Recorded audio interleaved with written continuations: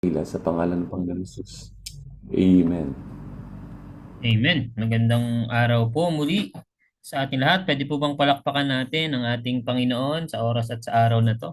Salamat po Pastor Joel at sa buong kapulungan, buong miyembro po ng buong pamilya ng Global Connection na Dubai. So, tayo po muna tumungo at tayo po ay saglit na manalangin para sa pag-aaral ng salita ng ating Panginoon. Panginoon, maraming salamat po sa araw na to. Salamat po sa oras na ito na binigay niyo po at pinagkatiwalaan niyo po sa amin upang kami po ay sumamba sa inyo. Kilala niyo po kami sa loob ng isang linggong nakalipas. Batid niyo po ang mga bagay na pinagdaanan namin. Batid niyo po ang mga bagay na aming ginawa, Panginoon, sa loob ng isang linggo. Ito'y binibigay namin sa inyo. At ngayong araw na to sa aming pagtingin muli, Panginoon, sa aming buhay, hayaan niyo po na mag-reflect kami sa inyo pong kabutihan, Panginoon, sa kadakilaan ng aming mabuting pastor. At yun po ay kayo. Sa araw na to, sa pagpaparangal ng buhay ng mga pastor, ang aking pong dalangin ay buksan niyo po ang puso't isipan namin, Panginoon, sa pagtugon sa inyong salita. Alam namin na mahal niyo ang simbahan, kaya po kayo tumatawag ng inyong mga manggagawa. Hindi perfect ang mga manggagawa. Maraming pula, maraming puna, pero alam namin, Panginoon, na ito po ay kakibat po nito ang inyong pong pagpapala, kakibat po nito ang inyong pangako para sa inyong mga manggagawa, Panginoon. Sa umagang ito, hinihingi ko po ang karunungan na nagmumula sa inyo, maging ang puso ng bawat isa sa kahandaan ng puso sa pag-aaral at pagtanggap ng inyong salita, Panginoon. Alam namin, bagamat ito ay araw ninyo, ito binukod ninyong araw para sa simbahan. Ganun din naman ang inyong salita ay nagbibigay sa amin ng mga palituntunan o mga aral at reminders kung paano namin susuportahan ang mga manggagawa na inyo pong tinatawag, Panginoon. Lord, tulungan niyo po ako. Nawa ang hindi po makita sa akin ay yung dahil pastor ako, Panginoon, kaya ako ipinapahayag ito. Nawa makita po ng bawat kapatiran, Panginoon, ay ito'y inyong salita. Inuutos niyo po ito at kailangan namin itong sundin. In fact, kasama po ako dito sa inyong inuutusan, Panginoon. Kaya maraming salamat po sa oras at sa araw na ito. Samahan niyo po ang bawat isa, maging ang connection po ng internet. Bagamat hindi namin kita ang bawat isa, hindi po kami magkakasama. Lord, nawa ay batid niyo po at ipaalala niyo po sa amin ang tamang pagrespeto sa inyong salita at paggalang sa inyong salita sa pamamagitan ng maayos na lugar ng pakikinig, sa pamamagitan ng pagdidisiplina o disiplina namin sa pakikinig ng inyong salita, Panginoon. Maraming salamat. Purihin ka sa araw na to at sa oras na to sa pangalan ni Jesus.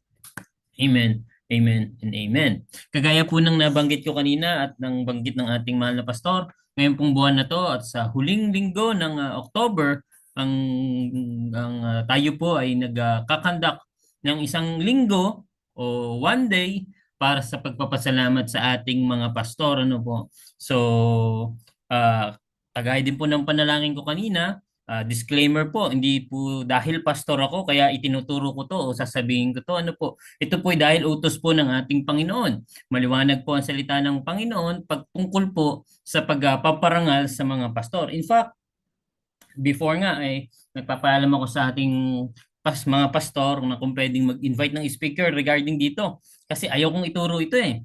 Parang ironic kung sa aking manggagaling. Pero for some reason, hindi po tayo nakapag-invite dahil meron ding pinagdaanan yung i-invite sana natin. But given the fact na ako po ang itinalaga ng Panginoon dito sa simbahan, ay kailangan ko pong ituro ito.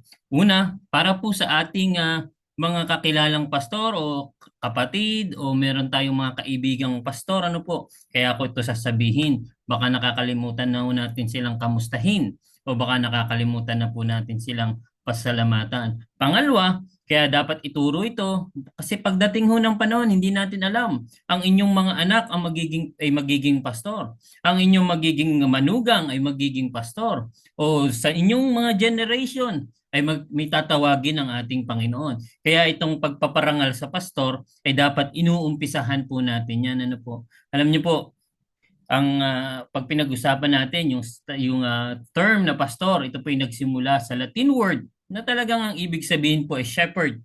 Kagaya po ng ating binas o kinanta kanina at yung ating scripture reading, ano po, shepherd. At alam po natin lahat na pag pinag-uusapan ang salitang shepherd ay talagang may kaakibat po yan na kagampanan o may kaakibat niyang responsibilidad.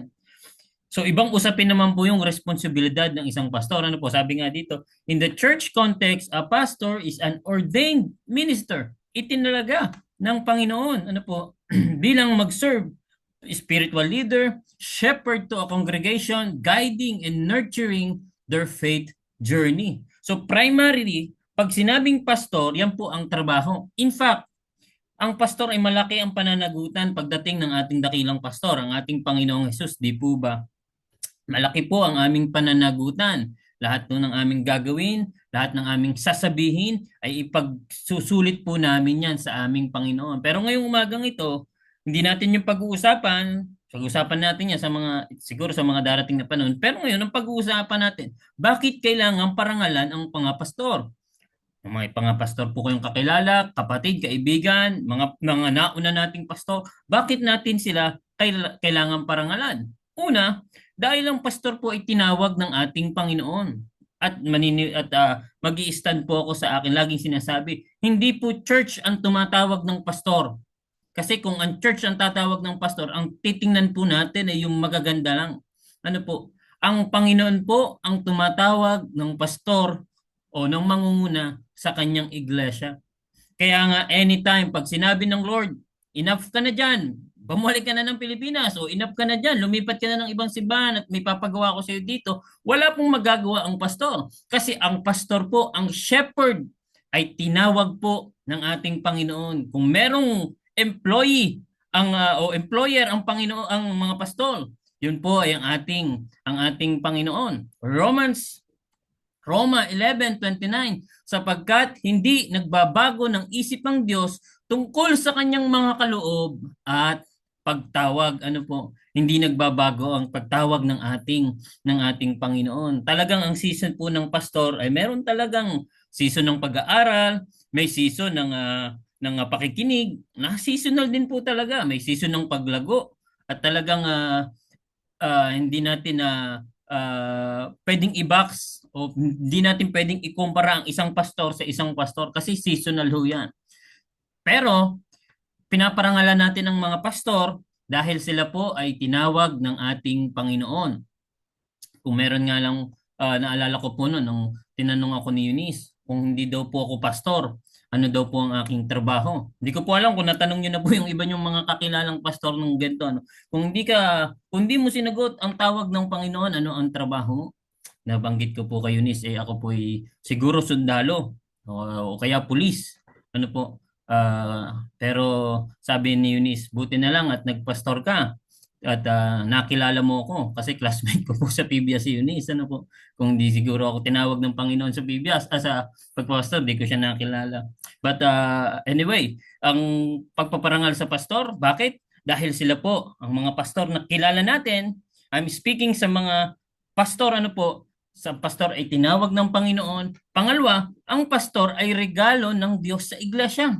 Maliwanag po yan sa salita ng ating Panginoon. Regalo, ibig sabihin, ang Diyos hindi lang siya nagtawag, kundi ibinigay niya ang mga pastor sa iglesia.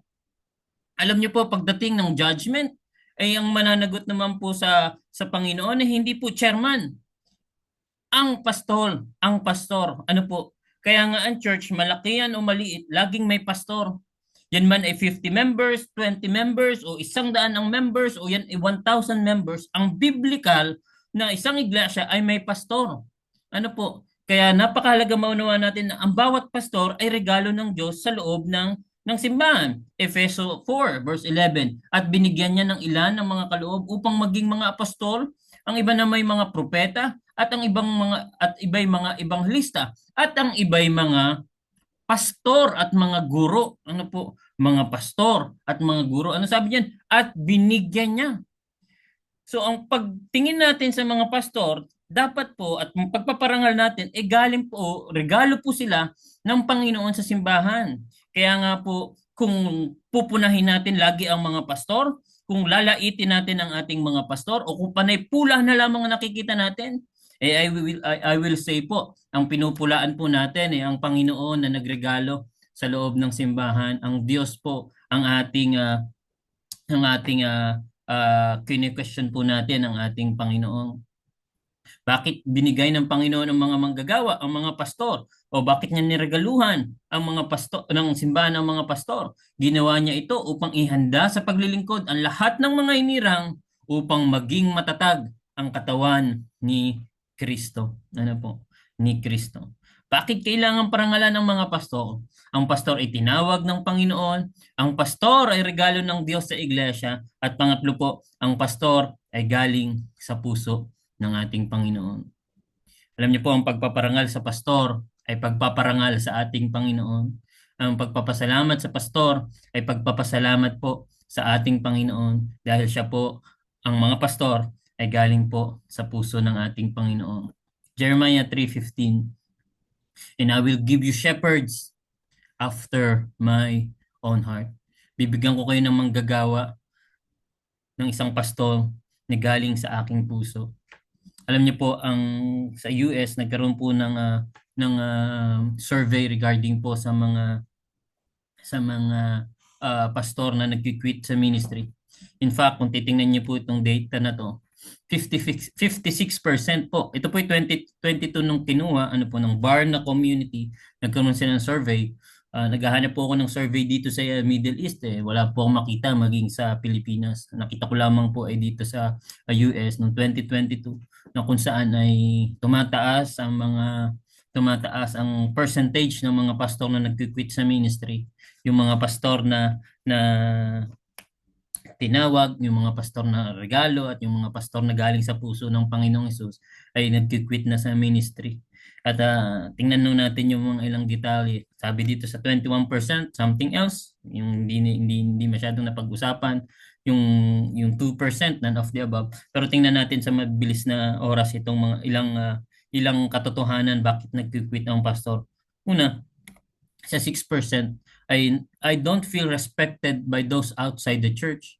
Maraming mga tao na hindi magaling, okay sila kapag kaharap, pero pag dating ng mga regular days, parang hindi na nalilimutan na nilang igalang ang pastor na tinawag, na regalo ng Diyos at galing sa puso ng ating Panginoon. 6% din po ay yung culture shock, sabihin na natin, o kaya po yung mga bigat na ministry at yung pagtingin, yung philosophy sa ministry. Ministry is not what I thought it would be. Ano po? Yung kasunod na 6%, I have experienced a personal crisis of faith na kahit po maraming mga pastor na nakakaranas din po ng mga personal crisis. Hindi na ho natin i-detalye yung iba doon Pero sabi dito, I have experienced a personal crisis of faith. 10% ng mga nagre-resign o mga umaalis na pastor, I feel called to another profession outside of church ministry. 10% daw po ng 100% ng mga pastor ay nagki-quit na sa ministry dahil mas gusto nilang magkaroon ng profession outside the church ministry. Nabanggit ko po last time nung kami nag-uusap ng mga pastor last Friday, nagkakaroon kami ng brainstorming, nagkakaroon kami ng agenda patungkol sa iglesia. Nabanggit ko sa kanila, kapag tinatanong po ako sa Pilipinas kung ano ang trabaho dito, ay sinasabi ko po ako'y pastor. Yun po ang aking trabaho dito. So 12% ang nagki-quit sa ministry ay hindi ho sila sinusuportahan ng kanyang staff. And mabigat po yan. Kasi dapat ang pagkakaisa ay sa loob ng simbahan. Mamaya pag-uusapan po natin yan. Pero 12% daw po ng mga pastor ay nagki-quit sa ministry kasi hindi siya sinusuportahan ng mga dapat susuporta sa kanya, lalo na po yung mga staff. 12% din po. I don't have what I need to be successful in my job. Parang hindi siya equipped. Kaya nahihirapan siya. 19%. I don't feel equipped to cope with ministry demands. Ito yung ating tinatalakay kanina. 21%. I don't feel respected by the congregants. At Madami pong ganyang senaryo, madaming ganyang sitwasyon. Ang isa sa reason kung bakit nagki-quit ang pastor sa ministry kasi hindi siya nire-respect ng kanyang pinagpapastoran. In fact, sa book of sa mga Old Testament book po, di po ba?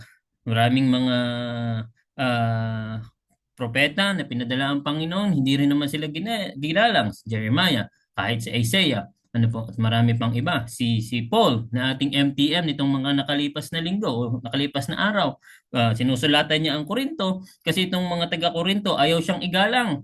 Gusto ng mga taga-Korinto, dapat mayaman din ang aming pastor kasi mayayaman sila. Hindi pwedeng mag-demand ang pastor dahil hindi naman nakakasabay sa buhay itong si Apostol Pablo. Mas gusto nila kay Apollos. Si Apollos ay sikat, magaling. Si Peter, sikat din, famous. Pag nagsalita si Peter, 3,000 ang nakakakilala, 3,000 ang naliligtas. Ngayon po ay 3,000 na ang mensaheng ginagawa namin, wala pa rin nung naliligtas, ano po. Kaya maraming tumataligsa o maraming kumukontra kay Apostol Pablo. And isa sa mga reason kung bakit nagkikwit ang mga ministers, I don't feel respected by the congregants. Pangalawa po, I am not satisfied with my job. Hindi siya satisfied sa trabaho. 24%, my church is steadily declining. Bumababa ang simbahan sa halip na mag-upgrade, sa halip na lumago. Ay nangyayari po ay pababa ang nangyayari sa loob ng simbahan. 29%, my vision for the church conflicts with the church direction. Yung pangarapin ng isang pastor sa simbahan ay hindi nagkakaroon ng hindi compatible. Iba ang direksyon ng simbahan. Kaya anong ginagawa ng minister? Nag-quit na lang. 29% din po. I am not optimistic about the future of my church. Hindi niya nakikita yung future ng simbahan. And 29%, I am unhappy with the effect this role has had on my family. 29% to. Ang nakakaapekto na kaya nag-quit ang pastor sa ministry ay dahil naapektuhan po ang kanyang pamilya. Tingnan niyo po yung top 3, yung napakalaking percentage bakit nag-quit ang minister. 38% ay dahil po sa mga iba't ibang views ng politika. Kasi minsan ang politika ay na-apply sa simbahan na nakakalungkot pong nangyayari yan.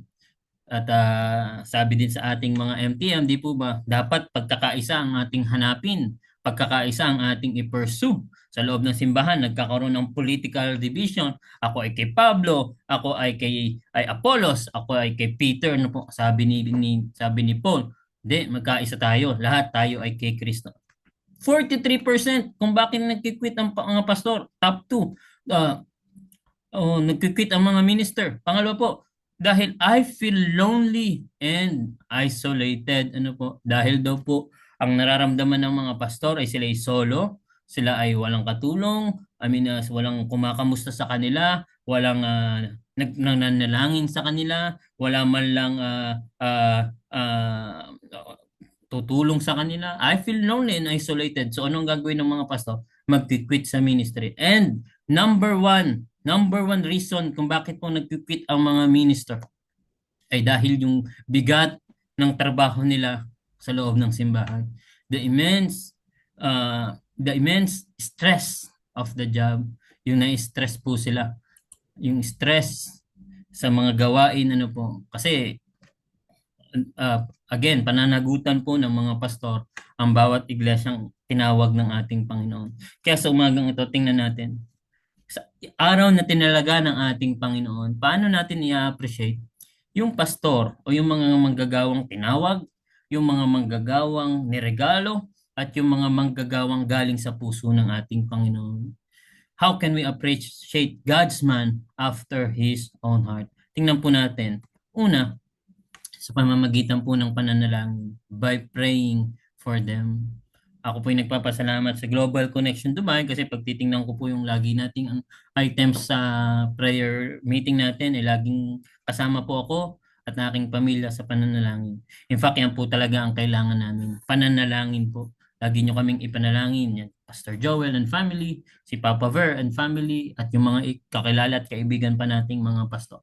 Pananalangin po ang number 1 na kailangan namin. Kasi kahit po kami, meron kaming battle. Kahit po kami, meron po kaming may mga discouragement at may mga rejections din po.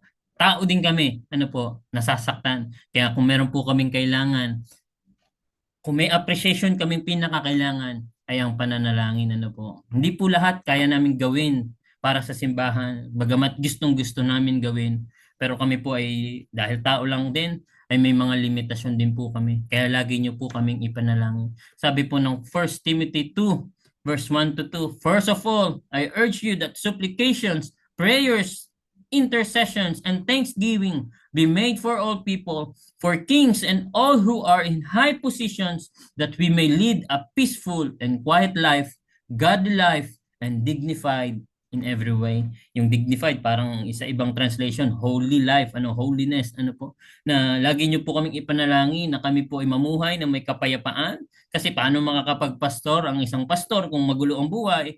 Kung hindi tahimik ang buhay, paano makakapagpastor ang pastor kung hindi godly? Paano makakapagpastor ang pastor kung hindi siya namumuhay ng may kabanalan, po?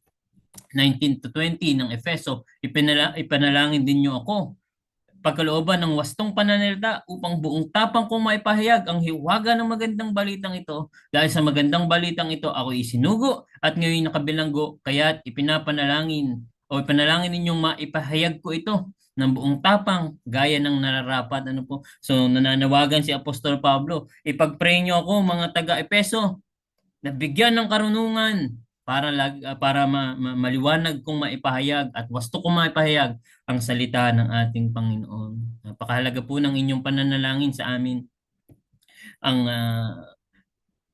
Meron daw pong 7 things na kailangan nating ipag-pray sa mga pastor. Una, ay mag-pray daw po tayo ng blessings at ng gratitude sa mga pastor. Ito po, kanina ko pa inuulit, kanina ko pa sinasabi.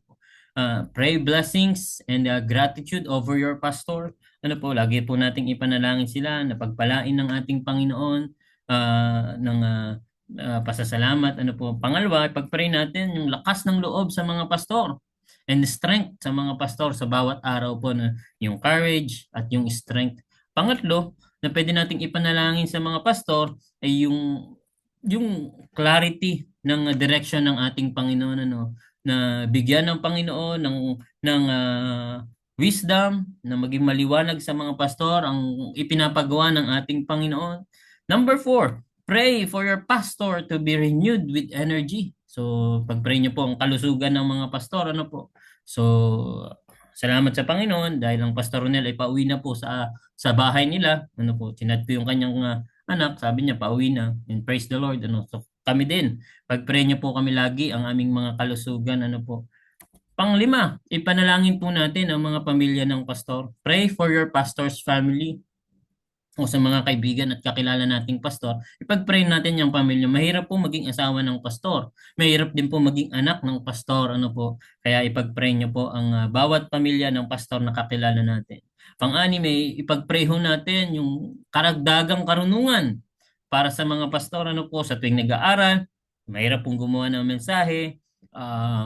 Bigyan natin ng panalangin na bigyan nawa ng Panginoon ng karunungan at mabuksan ang isipan para sa mga salitang pag-aaralan niya. And 7, pag-pray ho natin ang ating mga pastor na nawa pag-ibig ang maranasan nila at encouragement sa atin. Pray that love will surround and encourage your pastor. Ito 7 lang at na mga bagay na kailangan nating ipag-pray sa ating mga pastor. How can we appreciate God's man after His own heart? By praying sa pamamagitan po ng pananalangin. And again, ulitin ko po sa inyo, panalangin po ang kailangan namin araw-araw. Panalangin po ninyo ang kailangan namin araw-araw. Pangalawa po, hindi lang po sa pamamagitan ng pananalangin, kundi pangalawa po by supporting them. Ito po, hingin ko po ang lawak ng inyong pangunawa. It will be ironic na manggagaling sa akin, pero ito po ay utos ng ating Panginoon na kailangan ituro at kailangan nating pag-aralan. Paano natin i-appreciate o paano natin pararangalan ng ating mga pastor? By supporting them. Sabi nga ng isang quotation ay ganito po.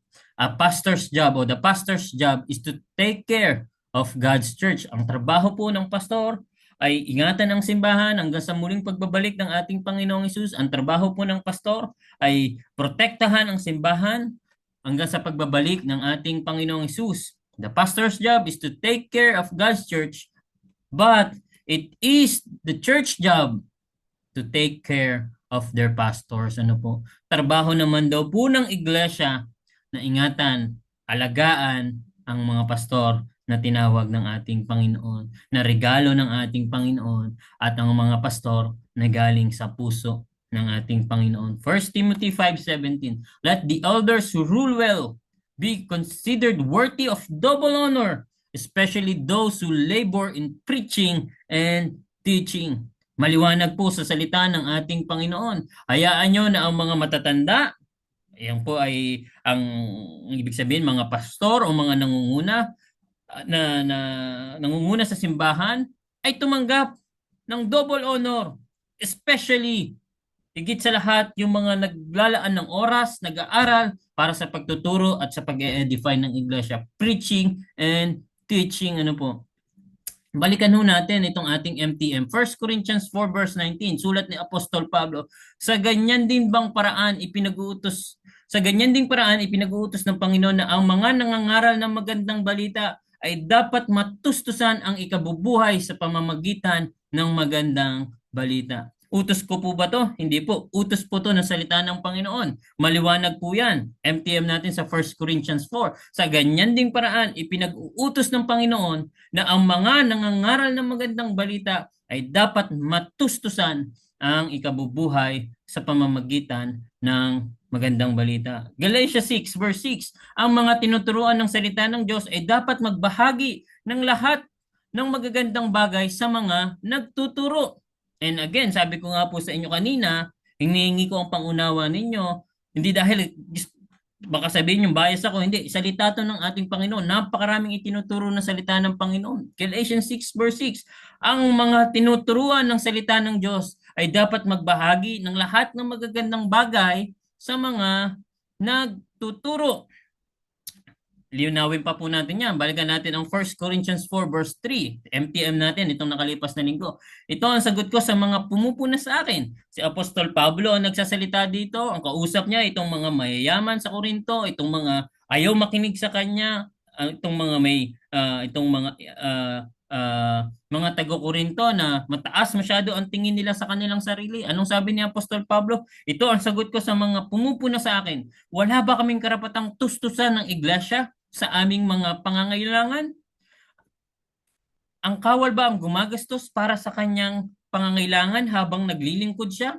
Sinong tao ang nagtatanim ng ubas at hindi nakikinabang sa mga bunga nito? Sinong pastol ang nag-aalaga ng tupa at hindi nakikinabang sa gatas nito? Verse 9, sapagkat nasusulat sa kautusan ni Moises sa Old Testament, huwag mong bubusalan ang bibig ng baka habang ito'y gumigiik. Ang mga baka ba o mga baka nga kaya ang inaalala ng Diyos? Verse 10, hindi ba tayo ang tinutukoy niya? Alang-alang sa atin, kaya yun ay sinulat, sapagkat ang magsasakang nag-aararo at ang naghihiwalay ng mga butil sa uhay ay gumagawa sa pag-asang may bahagi sila sa aanihin. And verse 11 po, maliwanag sa salita ng Panginoon, naghasik kami sa inyo ng pagpapalang espiritual, malaking bagay ba naman kung umani kami ng mga material na pakinabang mula sa inyo. Alam niyo po, ito ay maliwanag na utos ng ating Panginoon, maliwanag na salita ng ating Panginoon. Ano po? Paano natin i-appreciate ang ating mga pastor? By supporting them. Sa pamamagitan ng pag-support, ano po? Merong mga naririnig o may mga ibang out of our belief na nagsasabing ang pastor naman ay nagnanakaw lang yan ng pera ng church, nanunulisit, o ang mga pastor naman ay nabubuhay lang sa pera ng church, ano po, o kinukuhanan lang nan ang mga members. Hindi po, mga kapatid.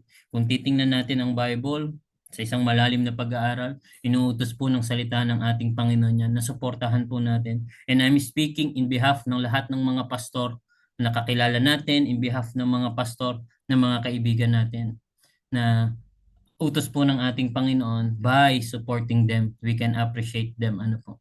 Pangatlo, how can we appreciate God's man after His own heart? By also encouraging them. Sa pamamagitan po ng pag-i-encourage sa kanila. Hindi niyo po alam kung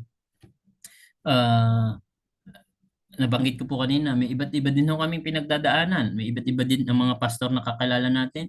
May iba't iba din po yung luha. Ano po, may iba't iba din yung dahilan. I pray and I really pray na yung mga pastor na kakilala natin ay wag mag-quit sa ministry. Nabasa ko sa inyo, pinakita ko po sa inyo kanina yung reasons kung bakit nag-quit ang ministers. And I pray na itong mga pastor na kakilala natin, itong mga pastor na kaibigan natin ay wag silang magsumuko sa ministry na pinagkatiwala ng ating Panginoon. Ano po? How to encourage our pastor? Tatlong bagay lamang po. Una, pwedeng applied obedience natin. Kamustahin ang inyong pastor na kaibigan, kapatid, kamag-anak, lalo na ang tinalaga ng Diyos sa iglesia na iyong kinabibilangan. Kamustahin nun natin ang ating mga pastor. Ano po? Baka minsan mas madalas ang puna, baka minsan mas madalas ang pula, baka minsan mas madalas ipinagkikwentuhan nyo o ikinikwento nyo ang inyong pastor sa ibang tao. Minsan o madalas ay puro negative ang sinasabi nyo sa inyong pastor. Mga kapatid, make time na i-reach out ang pastor na inyong kakilala, ang inyong kaibigan. Kamustahin nyo sila. Sabi po ng isang quotation ay ganito, "Nobody checks up on me unless I check up on them. That's how I know I have no one." Ang minsan ganito po ang status naming mga pastor. Kung hindi pa po kami mga ngamusta, ay wala pa pong kakamusta sa amin. Ano po. At yun ay totoo. Bagamat kami po ay kasama po sa aming sinumpa ang tungkulin, ang theology ng suffering, ano po, na mismong ang Panginoong Hesus ay nakaranas din yan. Yung kanyang mga pinakain, yung kanyang ginawa ng himala, sila din yung sumigaw na ipako ang Panginoong Hesus. Kasama po yan sa aming sinumpaan. Pero bilang mga Kristiyano at bilang mananampalataya, ano po, at bilang tinuturuan tayo ng Panginoon para paano natin i-respect o paano natin i-appreciate ang mga pastor. Make time mga kapatid. Hindi naman po kabigatan o hindi naman po kawalan ng ilang oras ang pangungumusta sa mga pastor na kakilala nyo, di po ba? And again, I'm speaking in behalf ng lahat ng mga pastor. Kamustahin po natin sila. Pangalawa, paano natin i-encourage ang mga pastor? Pangalawa, tulungan ang pastor at huwag pagtulungan. Ano po? Tulungan po natin ang mga pastor at huwag po nating pagtulungan. Walang perfect na pastor. May mga limitasyon ang mga pastor. Meron kaming mga pananagutan sa ating Panginoon pagdating niya. Kaya kailangan po namin ng tulong na nagmumula sa inyo. Alam niyo po, magandang larawan dyan nung si Moses, di po ba? Moses, Aaron, sa isang battle. Tingnan natin tong isang kwento na to sa Exodus 17. Nang ang mga Israelite ay nasa Rephidim, sinalakay sila ng mga Amalekita. Sinabi ni Moses kay Josue, "Pumili ka ng ilang tauhan natin at pangunahan mo ang pakikipaglaban sa mga Amalekita." So technically, parang ang chairman dito sa Israel ay si Joshua, ano po, inuutos siya ng pastor niyang si Moses, "Pumili ka ng ilang tauhan. Hawakan ko naman ang tungkod na ibinigay sa akin ng Diyos at tatayo ako sa ibabaw ng burol." 10 to 11. Sinunod ni Josue ang utos ni Moses at hinarap niya ang mga Amalekita. Si Moses naman ay kasama sina Aaron at Hur ay nagpunta sa burol. Kapag nakataas ang mga kamay ni Moses, nananalo ang mga Israelita. Kapag nakababa, nananalo naman ang mga Amalekita. So technically, ito nangyayari kapag nakataas ang kamay ni Moses ay nararanasan nila ang tagumpay. Kapag nakataas ang kamay ni Moses, nararanasan nila ang pagkapanalo. Pero pag nangangawit si Moses at pag nanghihina, ay bumababa na po. Verse 12 to 13. Nangawit na si Moses. Napakatagal siguro ng laban na to. Madugo ang laban. Kaya sabay sa verse 12 and 13. Nangawit na si Moses kaya sina Aaron at Hur ay kumuha ng isang bato at ipinaupuroon si Moses habang hawak nilang pataas ang mga kamay nito hanggang sa lumubog ang araw dahil dito natalo ni Josue ang mga Amalekita. Ano po? Alam niyo po, ang gandang senaryo na nakita nilang napapagod si Moses. Nakikita nila na nahihirapan si Moses. Ano ang ginawa ni Aaron at Hur? Kumuha po ba ng bato at ipinukpok pa sa ulo ni Moses at sinabing, "Ano ka ba naman Moses? Ikaw ang leader namin. Ikaw pa ang napapagod. Ano ka ba naman Moses? Ikaw ang pastor namin. Bakit ganyan ang ginagawa mo?" Ano ang ginawa ni Aaron at Hur? Tinulungan nila. Mga kapatid, magandang prinsipyo po yan. Sa buhay kasi may dalawang battle. May mga battles tayo sa buhay. Una, yung personal battle natin. Meron tayong mga personal na battle, ano po, di po ba? Minsan hindi na natin to kinikwento, minsan undetailed na to, minsan unwritten na to. Pangalawang battle na napakahalaga ng role ng simbahan at ng pastor ay itong spiritual battle, ano po. Mga kapatid ko sa Panginoon, paano makakapagpastor ang isang pastor kung siya'y nadi-discourage? Paano makakapagpastor ang isang pastor kung siya'y napapagod? Paano makakapagpastor ang isang pastor kung siya'y nahihirapan, ano po? Sana may Aaron at Hur na tumulong sa inyong mga kakilalang pastor para itaas ang kamay ng inyong pastor, ano po. Tingnan niyo po, 12 and 13, kumuha ng isang bato at pinaupo roon si Moses. Alam niyo po, sabi ng mga pag-aaral, yung bato na ito ay tumutukoy sa ating Panginoong Hesus. Jesus is our rock. Na kung saan yung bigat na nararanasan ni Moises, yung pagod na nararanasan ni Moises ay pwedeng humupa sa pamamagitan sa pag-upo doon sa batong yon. Exodus o Deuteronomy 32 verse 4, si Yahweh ang inyong batong tanggulan, mga kagawa niya ay walang kapintasan, mga pasya niya ay pawang makatarungan sa Diyos na tapat at makatwiran. Yung bato na inupuan ni Moses ay sumisimbolo na pwede niyang ibigay lahat ng bigat na nararamdaman niya doon sa batong yon. Alam niyo po kaming mga pastor, hindi lahat pwede namin ikwento sa inyo.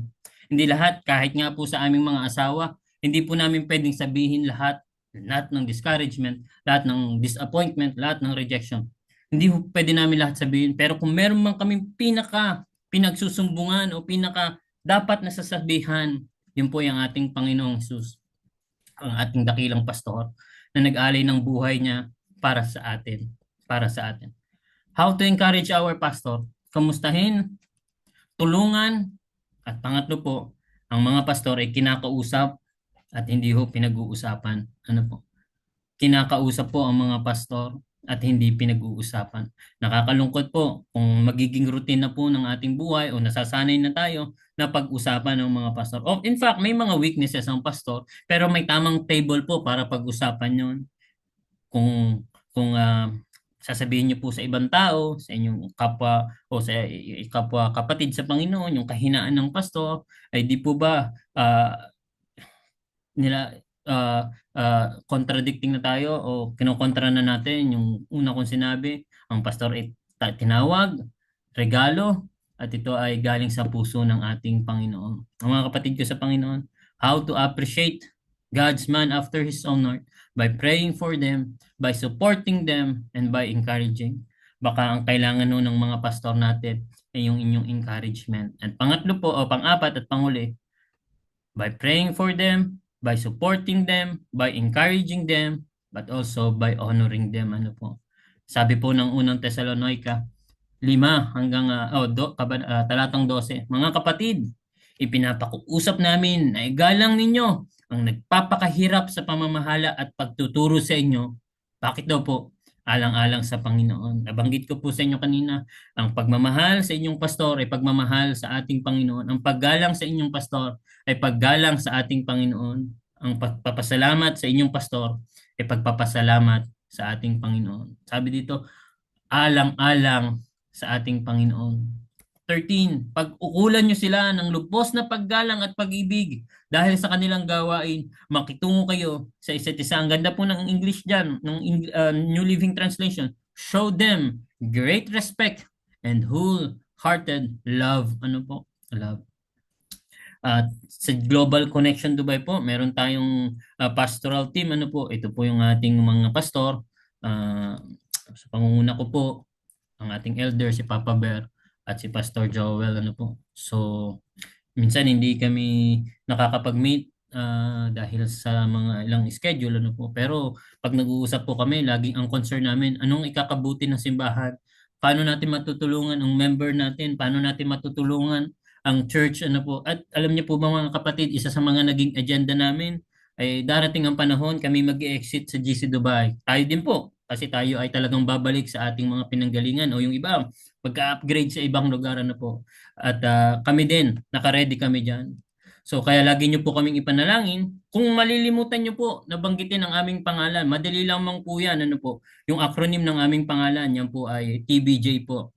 Tata, Biel, at Joel. Ano? TBJ din po yan, kaya wag niyo pong kalimutan. Ano po? Pag-pray niyo po kami, uh, support us, encourage us, and yung utos ng Panginoon, i-honor din po natin yung mga ginagawa ng ating mga pastor. And lastly, gusto kong i-appreciate ay yung asawa po ng ating mga pastor o yung pamilya po ng ating mga pastor. Alam niyo po, kung merong unang umiiyak kapag nasasaktan ng pastor, ay yung kanilang mga asawa, ang kanilang mga anak.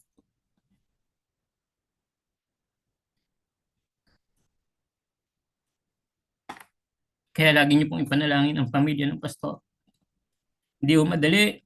In fact, sa philosophy ko, naniniwala ako na kahit ang asawa ng pastor ay tinatawag din nila kasi hindi lahat ng mga asawa ay mauunawaan ng ministry ng pastor. May times na nasa Pilipinas ako, maraming gabi hindi kami sabay matulog ni Eunice, maraming araw na hindi kami sabay kumain kasi nasa ministry kami. Hindi ho lahat na unawaan ng ministry ng pastor. Kaya lagi niyo pong ipagpe-pray ang bawat pamilya ng pastor. Ang bawat pamilya. And again, in behalf ko at ng buong ng aking family, ay salamat po sa inyo. Mabuhay po ang mga pastor. Salamat po sa inyo. At our labor in the Lord will never be in vain. Tayo po ay manalangin. Panginoon, maraming salamat po. Dahil kayo po ang aming dakilang pastor. Salamat po dahil kayo po yung bato na pwede ho naming lapitan, Panginoon, na nakikinig sa amin, na minamahal kami, Panginoon. Kaya ang aming dalangin ay patuloy niyo pong pagpalain ang iglesia. Salamat sa pagtuturo ng inyong salita. Salamat, Panginoon, sa time na to, na sa loob ng 52 weeks, sa loob ng isang taon, tinalaga niyo ang araw na to upang alalahanin ang aming mga manggagawa, Panginoon. Salamat po, bagamat yung expectation ay mataas at yung aming mga limitasyon ay nandito, Panginoon. Ang aming dalangin ay patuloy niyo po kaming, ang aking mga kapwa manggagawa, ay patuloy niyo pong i-encourage, Panginoon, sa inyong salita at patuloy niyo pong pasiglahin, Panginoon. Maraming salamat sa GC Dubai. Salamat sa Global Connection Dubai, Panginoon. At salamat po sa inyo pong kabutihan. Salamat po sa pangalan ni Jesus. Amen. Amen. Amen. Pwede po bang palakpakan muna natin ang Panginoon?